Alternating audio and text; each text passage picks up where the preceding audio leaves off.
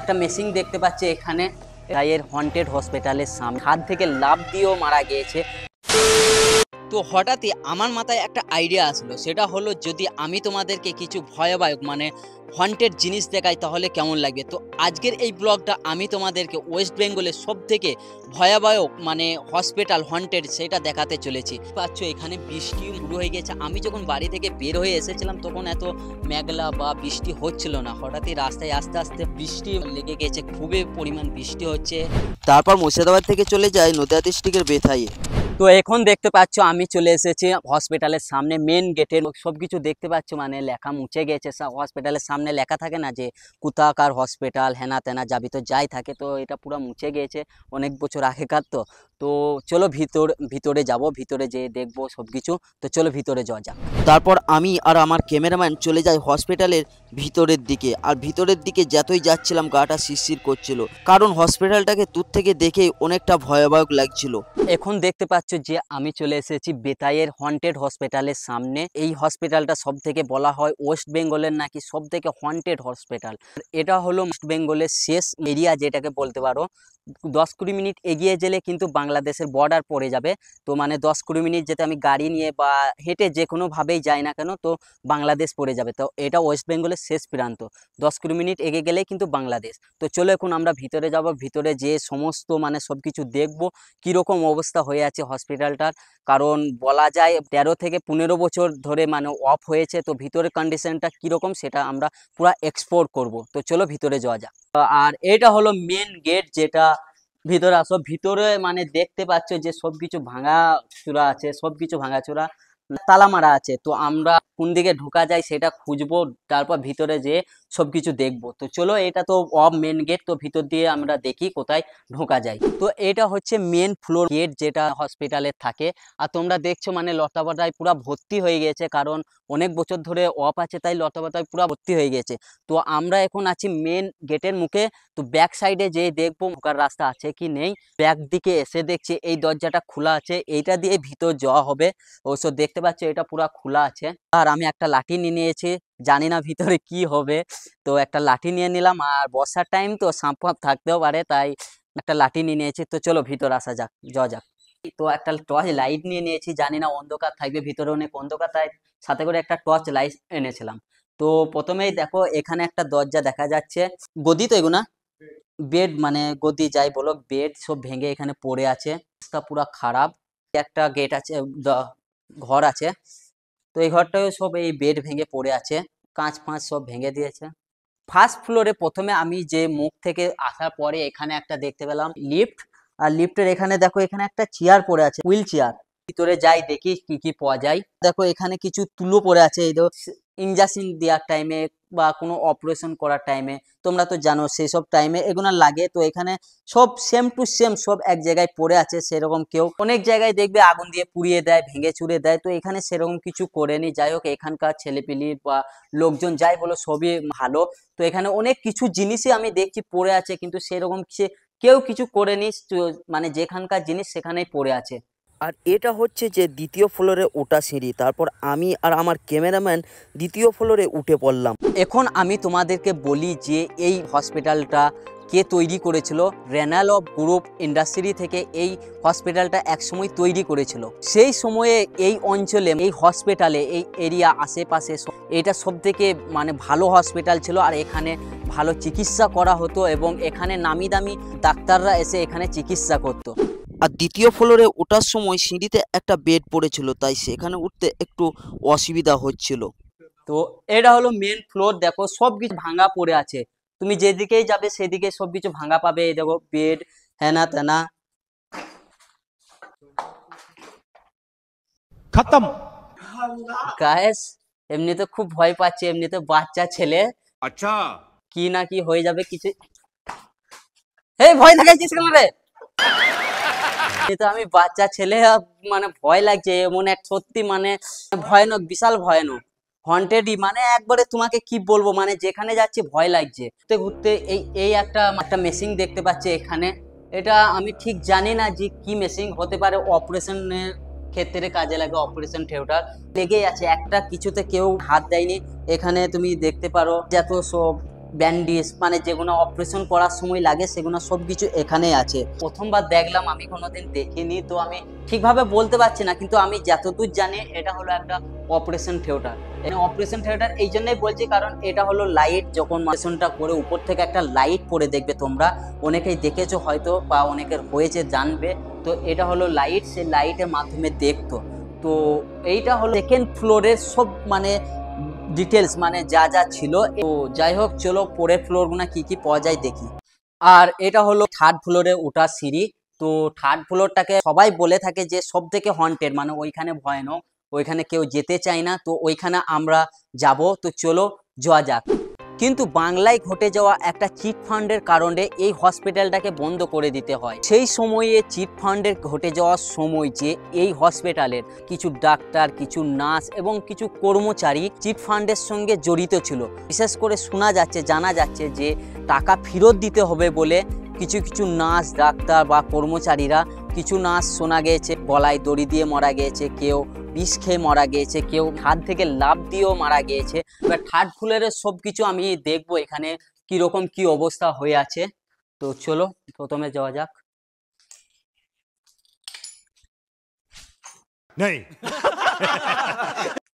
পয়রাবে কত যেখানেই ঢুকছি, যে ঘরেই ঢুকছি, বেশিরভাগ সব বেড ভেঙে পড়ে আছে। যখন এখানে বন্ধ করে দেওয়া হয়েছিল কিছুই নিয়ে যাওয়া হয়নি, সব কিছুই পড়ে আছে, যে এরকমকার জিনিস সেভাবে সব কিছু পড়ে আছে এখানে। কিছু লোকের সঙ্গে আরো কথা বললাম, তো তারা বলল যে এই হসপিটালে মানে মদ্দাখানা যাকে বলো, মানে মানুষ মরে গেলে রেখে দেয় একটা জায়গায়, জমে রেখে দেয় না সেই নম্বর দিয়ে, যে এই নম্বরটা লাশ। তো এই হসপিটালের মদ্দাখানা এখানেই ছিল। তো সেটা আমরা খুঁজে বের করতে পারলে অবশ্যই তোমাদেরকে দেখাবো যে সেই মদ্দাখানাটা কোনখানে আছে। দেখতেই পাচ্ছ থার্ড ফ্লোরেও উঠলাম, সবকিছু দেখলাম, আরো অনেক কিছু দেখার আছে। সবকিছু ভয়ানক, এত ভয়ানক লাগছে তোমরা মানে বিশ্বাস করবে না যে সবকিছু এত ভয়ানক। আর আমরা দুজন মিলে এসেছি, আমি আর আমার এক বন্ধু, আর বাকি এখানে কেউ নেই। আমি এখানে দেখলাম একটা ঘর আছে যেটা লাগানো, মানে ঢুকতে ভয়ও লাগছে। আর নিচে ফ্লোরে কি একটা দেখলো, মানে কি দেখতে গেল, ভিতরে দেখি কি হয়।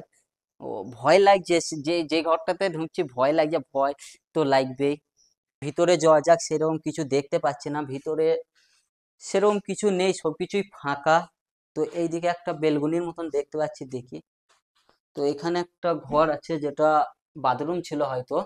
তো সেরকম আর কিছু নেই, এখানে একটা তোমার বেলগুনির মতন আছে। ঘরটা তো দেখাই গেল। আর আমি এখানে আসার টাইমে একটা জিনিস দেখলাম, অন্ধকারে দেখতে পাচ্ছে নাকি আমি জানি না, যে এটা দেখি কি কি এটা আমি জানি না। आप दिखाएंगे, आप ये करेंगे, आप वो करेंगे। গাইস মানে এখানে আরবাজ মানে লুকিয়ে ছিল। এই দেখো, মানে মানে এতটা শয়তান ছেলে, এমনিতে আমি ভয়ে মরছি, মানে যেখানে যাচ্ছি সেখানে আমি ভয়ে মরছি। আর এখানে ও লুকিয়ে আছে। ও বললো আমি নিচে যাব, কিন্তু ও উপরে এইদিকে ঘুরে এসে লুকিয়ে ছিল। ও জানে যে আমি এই ঘরটায় আসবো, ওকে আমি বলে দিয়েছিলাম যে আমি যাওয়ার টাইমে এই ঘরটায় যাবো। লুকিয়ে ছিল, এতটা খচ্চর ছেলে। এমনিতে ভাই আমার ভয়ে কি হচ্ছে তোমরাকে বলে বোঝাতে পারবো না। এত বড় একটা হসপিটাল, কেউ নেই আশেপাশে, আমরা দুজন ছাড়া। তাও আমি ভাবলাম ও যে নেই, কিন্তু ও এখানে এসে লুকিয়েছিল আমাকে ভয় দেখানোর জন্য। তো 3 নম্বরে ফ্লোরে সেরকম কিছু দেখলাম না, বেড ছাড়া আর ভাঙাচোরা ছাড়া। তো এখন আমি 4 নম্বর ফ্লোরে উঠবো। তো চলো 4 নম্বর ফ্লোরে যে কি কি দেখতে পাই সেটাকে দেখবো। তারপরেই বলতে গেলে যে জনসাধারণের জন্য এই হসপিটাল অফ করে দেওয়া হয়। তো বিশেষ করে আমি এখানে কিছু মানুষের সঙ্গে কথা বললাম, তাদের কাছ থেকে শোনা যাচ্ছিল যে সন্ধ্যাবেলার দিকে এইদিকে যাওয়া আসা করলে নাকি কিছু মানুষের চিৎকার শোনা যায় এবং কিছু মানুষের ডাকার আওয়াজ শোনা যায়, হাঁটা চলা মানে আসা যাওয়া দেখতে পায়। তো এরকম বিভিন্ন ধরনের অনেকে অনেক রকম কথা বলল। এই জায়গাটা এসে দেখলাম অনেক সিলাইন হেনা তেনা সব পড়ে আছে। তো এখনো মানে সবকিছু ঠিকঠাক আছে, দেখতে পারবে, আসো ভিতরে দেখাচ্ছি। তো এখানে দেখতে পাচ্ছ যে সিলাইন গুনা সব পড়ে আছে। এখানে সিলাইনে যেই কি বলে এগুনা নলগুনা পড়ে আছে, সবকিছুই পড়ে আছে এখানে।